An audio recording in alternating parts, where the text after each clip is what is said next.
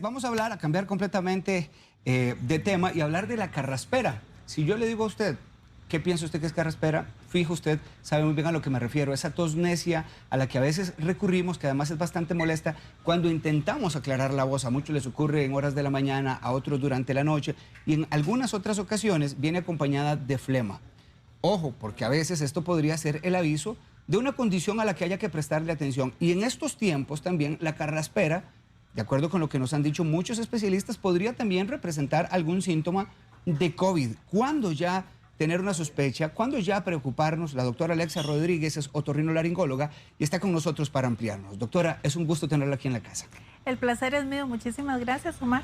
Prácticamente que uno habla de carraspera, doctora, y entre todos los ticos nos entendemos, pero quisiera que usted nos dé la explicación científica, médica que tiene el padecimiento.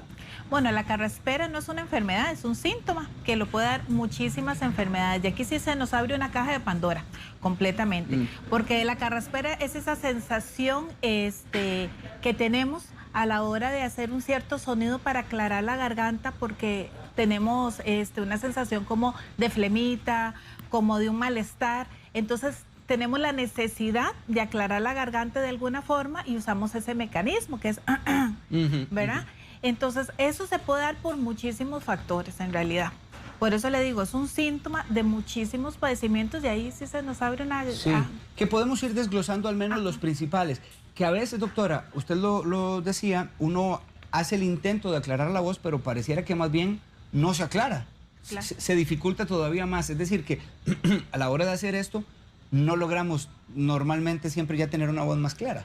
Sí, muchas veces eso pasa dependiendo del origen de la carraspera. Aquí es importante conocer el origen para irnos guiando cómo va a ser el tratamiento.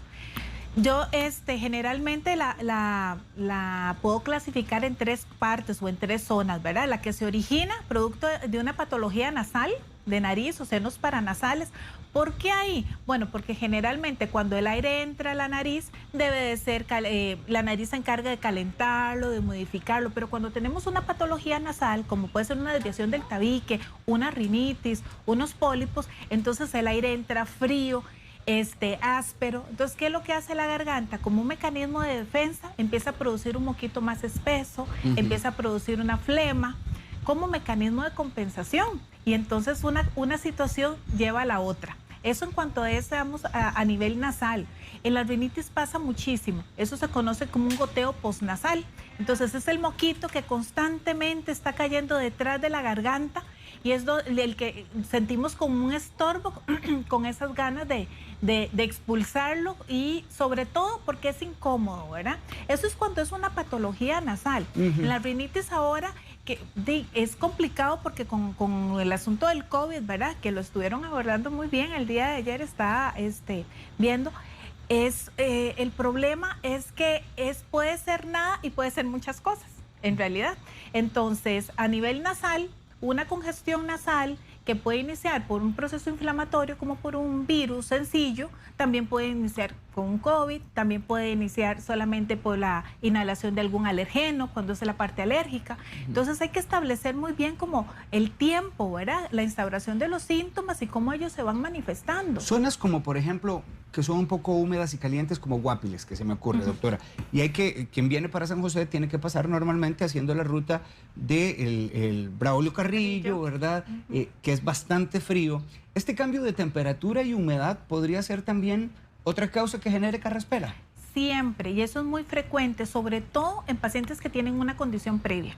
¿Qué quiere decir? En pacientes que no logran tener un buen filtro a nivel nasal. Entonces, un paciente que ya tiene una desviación del tabique o tiene una rinitis va a sentir ese cambio en la temperatura, va a sentir ese cambio en la humedad, porque su nariz y su cavidad nasal no están ejerciendo la función necesaria.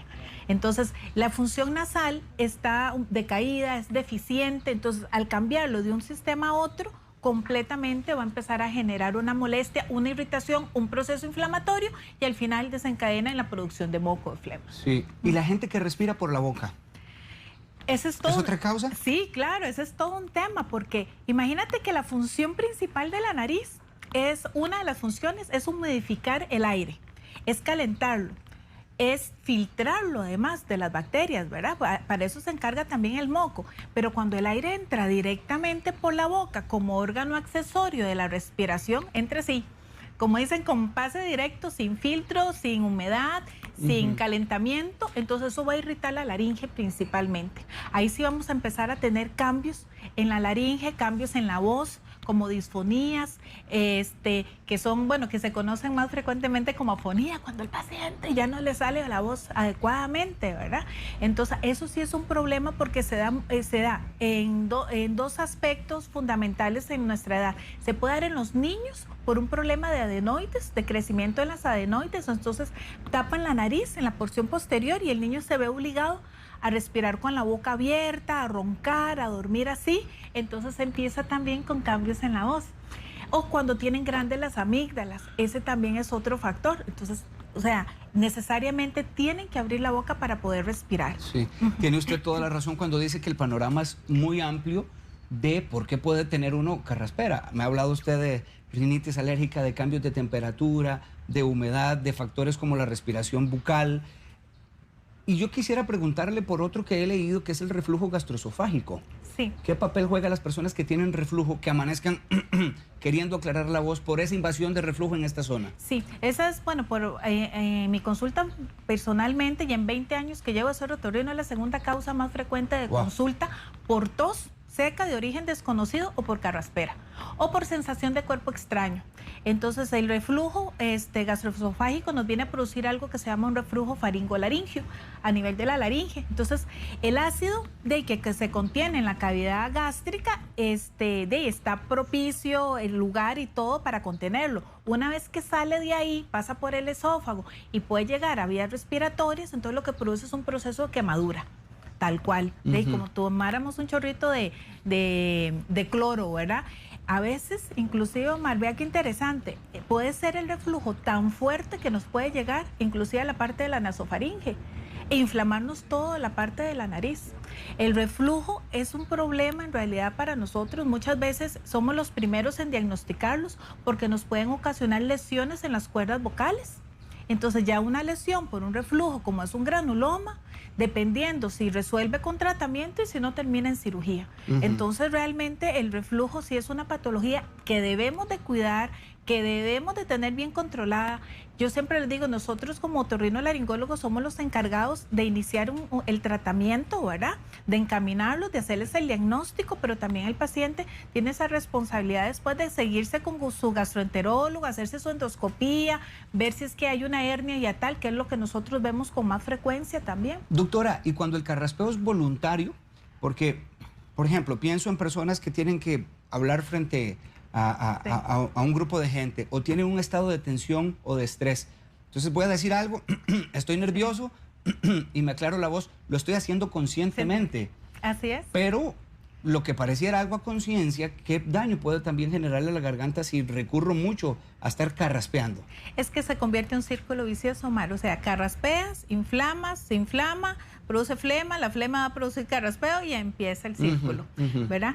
Ahí, en ese tipo de personas, lo indicado, ¿verdad? Es que hagan ejercicios de vocalización, que técnicas para hablar en público, que tengan, y yo creo que usted me puede dar una cátedra de eso, de lo que es a la hora de hablar en público, en televisión y demás, cuáles son esas técnicas que se pueden utilizar, que son estas personas son las que tienen, ¿verdad?, que hacerse cargo y empezarlas a enseñar y demás, porque lo que va a producir es una lesión mayor. El problema es que el carraspeo constante nos va a inflamar más la garganta y nos puede producir lesiones en las cuerdas vocales. A veces es acongojante, doctora, porque, por ejemplo, acá hace 2 o 3 días estaba yo, porque pasé de una zona muy fría ya a enfrentarme a esto, a las luces del foro y todo, y comencé. Y es incómodo porque si no aclaras la voz, de inmediato es probable que esa carraspera, y por aquí viene mi siguiente pregunta, venga acompañada de una flema. Ajá, el gallillo es. Exactamente, así como usted lo está diciendo y con esa claridad. Porque así es como lo describen, ¿verdad? Cuando ya viene acompañado de una flema, doctora, se está complicando un poco más la situación de carraspeo. No necesariamente se complica como una enfermedad que puede llevar a unas consecuencias mayores. Generalmente es un mecanismo de compensación. La mucosa, o sea, todo lo que es la parte de la laringe, nasofaringe, hipofaringe, es una mucosa. Va a producir hidratación, va a producir moco. Eso es como cuando le cae a usted champú en el ojo. ¿Qué hace el ojito? Lagrimear, ¿verdad? Para limpiarse el solito. Bueno, a nivel también de las vías respiratorias se produce un moco para sentirse mejor.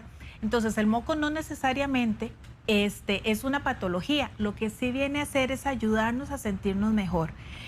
¿Qué hay que hacer en estos casos? Hidratar mucho. O sea, si ya sabemos que venimos de una zona muy caliente y que es húmeda, como decías vos en Guapiles, y venimos a una zona que es seca, que es fría, entonces tratar de mantenerla, las cavidades lo más hidratadas posible. O sea, ahora vamos a hablar de lo que son los tratamientos y los mecanismos, pero en tu caso, cuando están hablando mucho, cuando son comunicadores, cuando son cantantes, que me toca ver mucho, siempre digo, lo más importante siempre, que casi nunca hacen, es calentar la voz, es vocalizar, es hacer ejercicios respiratorios antes de, si ya venimos con un problemita como venías tú, que podía entonces tratar de prevenirlo para que no nos genere un problema mayor en ese sentido. Muy bien, 9:30 de la mañana, la doctora Alexa Rodríguez está hablándonos sobre la famosa, comúnmente llamada carraspera. ¿Cuándo puede ser un síntoma pasajero y cuándo puede ser un síntoma al que hay que prestarle atención? Ya la doctora nos ha explicado ampliamente. Tenemos sus consultas. También, importantísimo, ¿cuándo puede ser sospecha de COVID? La doctora nos responde después de la pausa. Ya venimos.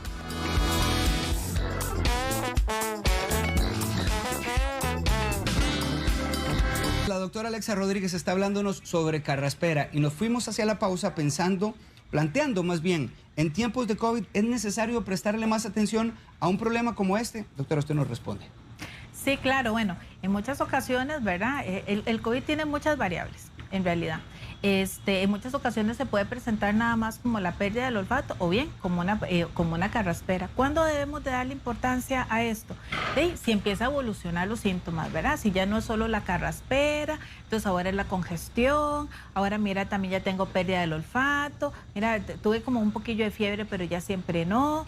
Entonces, eso es cuando es leve, porque ya sabemos, ¿verdad? Como cuando evoluciona ya un síndrome de COVID, ya con dificultad respiratoria y demás, bueno, es porque ya la enfermedad ha evolucionado. Si a esta carraspera se acompaña de otros síntomas, entonces, como los que ya hemos visto a lo largo de todos estos meses.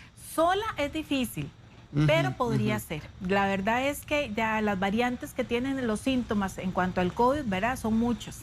Una persona tabaquista que le gusta el fumado, doctora, y que está a veces cuando uno lo ve como esa carraspera, ¿qué podría estar significando en una persona que tiene esta práctica? Vieras que eso es de sumo cuidado. La verdad es que ellos se acostumbran después de un tiempo a tener esa flemilla y esa carraspera, pero algunas veces es un síntoma inicial, ¿verdad? De un cáncer de laringe. El cáncer de laringe, el cáncer de cavidad oral, el cáncer de lengua, su principal etiología es el tabaquismo, ¿verdad? Entonces, si una persona fuma, entonces debería también tener el cuidado de estarse revisando por lo menos una vez al año, estarse haciendo una endoscopía y no pensar que esa carraspera es normal, ¿verdad? Es normal entre comillas porque hay un proceso inflamatorio que la está originando, que va a ser el tabaquismo, el vaporeo, lo que quiera. Sin embargo, nos puede estar ocultando también una lesión de un cáncer de laringe. Muy bien, enséñenos cómo aliviamos la carraspera. Bueno, la carraspera, lo más importante es reconocer que es un síntoma, lo primero. Segundo, encontrar cuál es la causa. Encontrando la causa, tercero, va a ser el tratamiento. ¿Por qué? Porque no hay nada generalizado. Entonces, vamos digamos, en los tres sistemas. En la parte de la nariz, bueno, si en la nariz hay una desviación, hay pólipos, hay un problema obstructivo mecánico, ¿verdad? Que nos puede estar ocasionando que el aire entre reseco, no se humedezca bien, no tenga un buen filtro. Entonces ahí nos podemos ayudar con los hidratadores, con los lavados nasales. Ahora ya hay varios en el mercado. Entonces, estarlos haciendo 3, 4 veces al día es de suma importancia. ¿Para qué? Para hidratar la nariz, para ayudarla. Eso va a hacer que sea más compatible el medio ambiente que ella tiene por dentro y sea mucho más sana. Eso se llama higiene nasal. Entonces, hay muchos en el mercado, son de venta libre, no tienen efectos secundarios. Entonces, cuando es una patología nasal, lo podemos ir viendo, digamos, en cuanto al tratamiento leve por ese lado. Cuando es en cavidad oral, hay que irnos directamente también al origen. Y si las amígdalas están muy grandes y están obstruyendo, o sea, por más medicamentos que le demos, ese no va a ser la solución, tenemos que operarlos definitivamente. Si es un problema de adenoides, igual, ¿verdad? Algunas veces algún antiinflamatorio nos puede ayudar, pero si no, igual tenemos que operarlo. Cuando es mucho por cansancio, porque hablan mucho, por resequedad, porque digamos, no están hidratándose adecuadamente, hablan y hablan, pero no tienen una hidratación, que es muy importante siempre tener agua a temperatura ambiente. Yo siempre le digo a mis pacientes, vea, el agua es el mejor hidratante que hay, el agua pura. Estar tomando poquitos de agua, eso entra dentro de lo que son los cuidados de las cuerdas vocales, la higiene de la laringe, es muy importante. Entonces, para poder hablar de tratamientos, hay que poder establecer cuál es el origen. Determinar la causa. Y la causa, así es. Doctora, Gwen Montero le está enviando una consulta y dice, tengo una tos majadera hace meses. Me dicen que puede ser reflujo, me pica mucho la garganta. Me lleva a preguntarle cuándo ya yo debo preocuparme, después de cuánto tiempo de tener carraspera, de que ya esto no es algo pasajero. Mire, depende de la edad y del sexo. Yo sí les aconsejo que a partir del mes, máximo mes y medio, con una carraspera ya deben de atenderse. Es importante un paciente como él haya dejado mucho tiempo, no sé cuántos años tiene, pero ya después de los 35 años es importante hacer una nasofibroendoscopía flexible, que es hacer un estudio endoscópico, revisar por dentro las cuerdas vocales, descartar que tenga un tumor, que tenga alguna patología, un micronódulo o algo que nos pudiera estar originando el problema. Bueno, Grace Madrigal, otra televidente que está viendo la entrevista, dice, tengo ese problema hace mucho tiempo. Me enviaron a hacer una fluoroscopía ya hace 3 años. Cada día estoy peor. Y nada que me la pueden hacer por esta situación del COVID, no la llaman a hacerse el tratamiento. Pero ya tiene muchos años, doctora, de estar así. Ok, entonces es complicado, ¿verdad? Porque ahora en la situación de la caja, al tener tanto tiempo, se considera como una enfermedad crónica, ¿verdad? Y ya hay ciertos protocolos en la consulta externa de atenciones y no, hay que ver de lo posible, a ver si ella, yo sé que es como complicado, pero si a nivel privado, aunque sea una cita, puede tener para que se le haga el estudio endoscópico y poder establecer, porque realmente vieras que, Omar, eso le quita calidad de vida, o sea, yo le digo a mis pacientes, eso realmente llega a robarles la paz. Claro. Entonces hay personas que tienen que estar trabajando con gente y recibiendo público, y aunque ahora estén con la máscara, estar en esas, en una frase 4 veces es sumamente incómodo. Entonces sí hay que buscarle el origen y tratar de darle un tratamiento adecuado. Le entiendo. Como recomendación final, doctora, ¿qué no debe hacer una persona que tiene carraspera? Estar carraspeando. Ok. Eso es básico porque si no sigue inflamando las cuerdas vocales. Eso es lo primero, evitarlo, ¿ok? Es que no puedo evitarlo, entonces vamos a tratarlo. ¿Y cómo lo vamos a tratar? Vamos a revisar la causa. Ahora es mucho, digamos, de los síntomas, de las causas principales, mucho es el reflujo, muchos son las rinitis alérgicas. Nosotros en este caso estamos reforzando mucho el sistema inmunológico, que es lo que yo les digo, que nos ayuda muchísimo con megadosis de vitamina C, nos ha funcionado muchísimo a los pacientes, diagnosticar, saber cuál es la causa, poderles ya hacer pruebas de alergia, establecer cuál es la causa para irnos a la raíz y poderles solucionar la parte que se está afectando, ¿verdad? Pero en términos generales, la hidratación básica, estar tomando agüita. Hay estudios con la miel de abeja, aunque no lo crean, ya no con limón, como están acostumbrados, pero una cucharadita de miel de abeja podría también ayudar, porque hay estudios que la miel de abeja nos ayuda a desinflamar. Ya sustancias como el jengibre y esos que pueden ser un poquillo más irritantes, sí tenemos que tenerles cuidado, porque si tenemos una patología gástrica, más bien no las puede activar. ¿Qué no deben de hacer, por favor? Gárgaras. Porque entonces tienen carraspera y entonces dicen, bueno, voy a ponerme a hacer gárgaras con jengibre o gárgaras con yodo porque alguien les dijo. Y entonces muchas veces son sustancias que son inflamatorias y nos van a inflamar más la garganta y volvemos otra vez en el ciclo vicioso, ¿verdad? Doctora, muchas gracias, sumamente claro. Ok, muchas gracias. Muy amable. No, a usted, doctora. Alexa Rodríguez, otorrinolaringóloga. Puede llamarla al 8723-7339. 8723-7339. Gracias, doctora. Feliz jueves. Gracias, igual.